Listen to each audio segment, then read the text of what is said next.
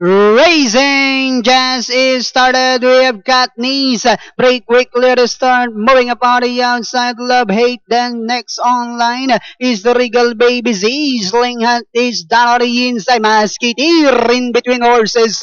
Balikasag Whispering Hope comes next. Then followed by Aremo. Gifted Paul. Then down on the inside now is Extravagant Woman. While Wishful Splendor now racing and less racing down the backstretch.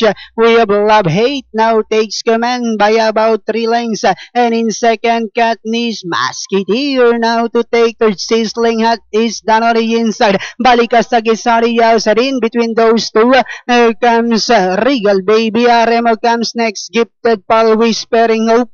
Then comes Wishful Splendor while Extravagant Woman now racing in less. Another fourth turn. We have Love Hate enjoying a 6 lengths lead.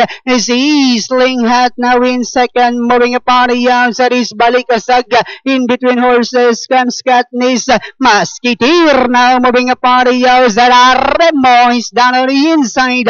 And they are now entering the home stretch. We have Love Hate is still in control. Leads by about 5 lengths.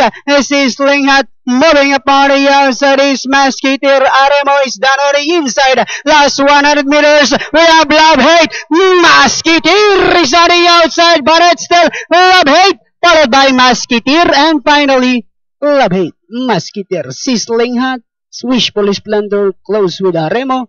Then comes the Regal Baby.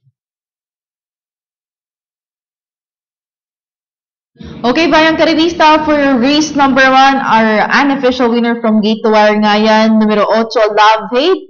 Mas sa segundo, numero 4, Musketeers. Numero 2, Sizzling Hot. 3A na si Wishful Splendor.